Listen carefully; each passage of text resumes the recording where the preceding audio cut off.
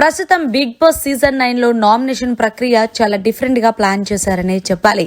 అయితే ఈ నామినేషన్ ప్రక్రియ ఎవరైతే బిగ్ బాస్ హౌస్ లో కెప్టెన్స్ గా కొనసాగుతున్నారో గౌరవ్, సుమన్ శెట్టి వీళ్ళిద్దరిపైనే ఆధారపడి ఉంటుంది అంటూ బిగ్ బాస్ తెలియజేశారు. ఇక ఇందులో భాగంగానే గార్డెన్ ఏరియాలో 2 పీల్స్ ని ఏర్పాటు చేశారు. ఒకటి బ్లూ కలర్ పీల్, ఇంకొకటి రెడ్ కలర్ పీల్.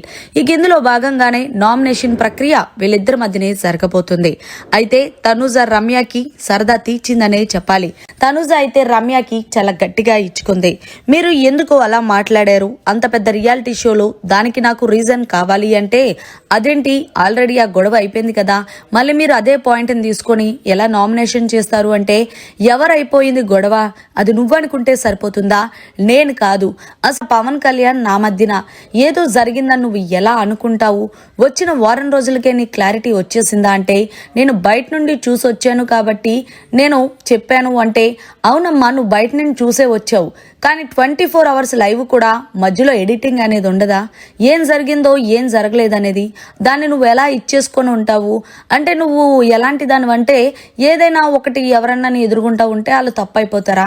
ఎగ్జాంపుల్, నువ్వే డెమోన్ పవన్ ఎంత ఓవర్ చేసావు, డెమోన్ పవన్ బాగుంటాడు అది ఇదని చెప్పి మళ్ళీ ఫ్లేట్ ఫిరాయించి తమ్ముడు అని అన్నావు. తమ్ముడికి అన్నయ్యకి అసలు సంబంధం లేకుండానే నువ్వు ఎలా మాట్లాడుతున్నావు, ఆ వరుస గురించి కూడా నీకు తెలీదా అంటూ చీల్చి చెండాడేసింది తనుజ.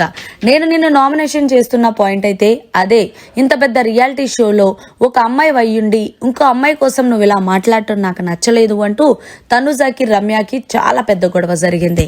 సో ఫైనల్ గా కట్ చేస్తే మొత్తం 7వ వారం నామినేషన్స్ లోకి 8 మంది వచ్చారు. ఎవరు అంటే తనుజ, సంజన, రమ్య, రాము, దివ్య, శ్రీనివాస్, పవన్, రీతు. మరి వీళ్ళల్లో ఈ వారం ఎవరు వెళ్తారనేది గెస్ చేసి కమెంట్ చేయండి. మరిన్ని లేటెస్ట్ లైవ్ అప్డేట్స్ కోసం చూస్తూనే ఉండండి మీడియా కార్నర్.